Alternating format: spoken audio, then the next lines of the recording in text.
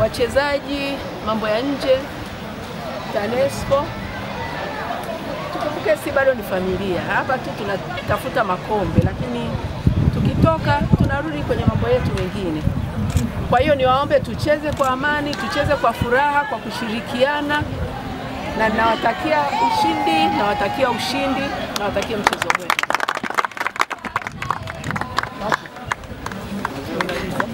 Karibu. Naonekana vizuri. Kwa jina naitwa Hemedi Malingumu, ni head coach wa timu ya TANESCO Football. Sisi ni mabingwa watetezi wa Mei Mosi. Tulikuwa mabingwa mwaka 2024 kule Arusha, na leo tumekuja hapa Mei Mosi ya kitaifa inafanyika Singida. Tulikuwa kwenye grupu gumu na hatimaye tumeweza kuvuka na kuweza kufika fainali. Leo tumecheza nusu fainali na wenzetu wa mambo ya nje. Nusu fainali haikuwa rahisi, ilikuwa ngumu sana, na tulivyoanza game kwa kweli tulikuwa tumeelemewa kwa kiasi kikubwa sana, lakini kwa kuwa technical bench yetu iko vizuri, tuna watu wazuri, na kwa kuwa tuna uzoefu, kwa watu wasiojua, sisi tuna mwaka wa 10 tunashiriki katika mashindano haya. Kwa hiyo tumeweza kusoma mchezo na tukaweza kufanya mabadiliko, na hatimaye tukaweza kutoka down na kuweza kuongoza na kuweza kushinda goli 4-2.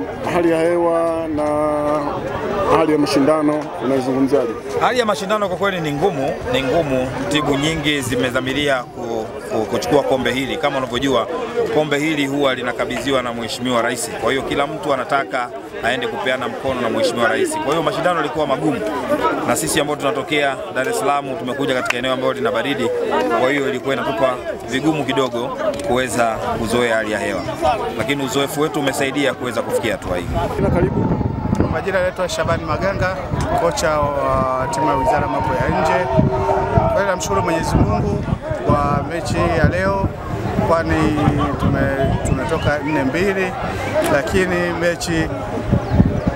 mechi haikuwa fair sana tokea mpira unaanza.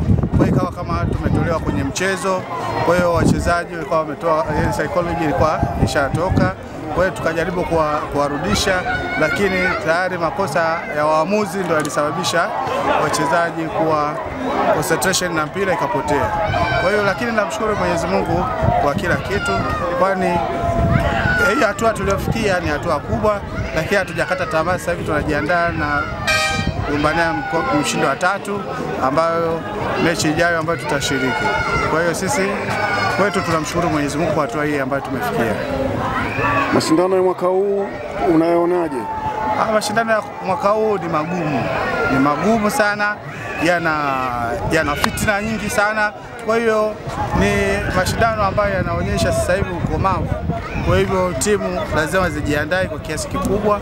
Kwa hiyo maisha, mpira sasa hivi umebadilika. Kila timu inakuja sasa hivi imejiandaa kwa kiasi kikubwa. Kwa hiyo na sisi tutajiandaa msimu ujao. Inshallah Mwenyezi Mungu akitusimamia tutafika hizo hatua za mshindi wa kwanza.